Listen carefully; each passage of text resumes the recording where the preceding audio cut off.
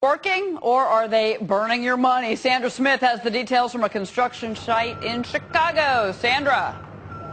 Hey, Cheryl. Well, the latest jobs report revealed about 21,000 construction workers actually lost their job last month, and the numbers are pretty much unchanged since February. These construction workers here on a construction site on a bridge, actually, just outside of O'Hare, they'll probably be out of work come this winter time, and we're getting the feeling on the ground, talking actually to the head of one of the construction companies here, Angus Construction, Frank Zettel, who, Frank, we've been talking all morning, and your understanding, President Obama just moments ago said, hey, it's working, it's putting hundreds of thousands of people to work, thousands of projects across the country.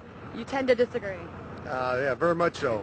It's not doing much for this area. The jobs are just not being put forward and funded for next season.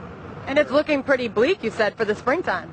Well, one of the major bids for the season is this November 5th, and there are no stimulus jobs for bridges on that bidding list. You're a big construction company in Chicago, and you're saying stimulus-wise, you haven't put anybody to work because of it.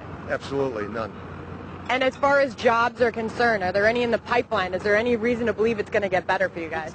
Well, we keep on hearing that, but as far as bridge work, we see it very, very slow for next year, possibly worse than this year.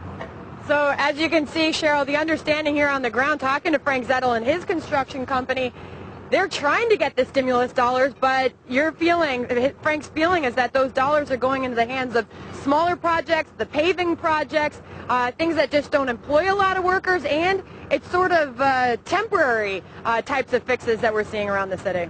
Sandra, stay with me for a moment if you don't mind, because Jim and Robert Gray are with me here in the studio. And Jim, I was asking you when she was during her report if you think that stimulus overall works. Right. Does it fix the economy? Here's the whole concept behind stimulus. This is a private enterprise economy, and the purpose of the stimulus was to give it a boost so that the private sector would gain confidence and then start to spend, and the government could then pay down its debt from the tax revenues from that.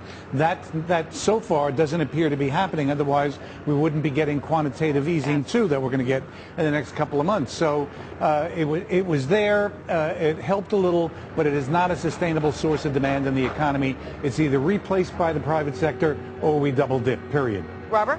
Yeah, no doubt. I haven't talked to anyone from across the political spectrum who doesn't think our infrastructure needs it.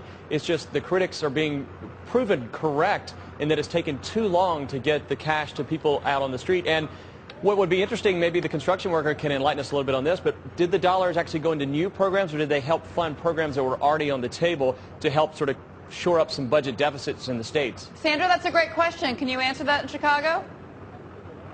Hey, well, at the end of the day, Cheryl, the numbers are proving this story here. I don't know if we have that full screen, but we actually did the math. We looked at the 14,000 projects that have been put underway. They've employed about 96,000 workers. Do the math, and you'll see that only about 6.5 people are being employed per stimulus construction project. We're at the site of a non-stimulus project here in Chicago, and this guy, Frank Zettel, he says he's got 75 guys on this one job alone. He couldn't get the stimulus dollars for this, Cheryl. They're trying, but they're going to the smaller jobs, and that's why we're not seeing the hirings. Sandra Smith, we got those numbers to our viewers. Thank you very much, our viewers, for doing that for us, and great reporting out of Chicago, Illinois. Sandra Smith, thank you very much.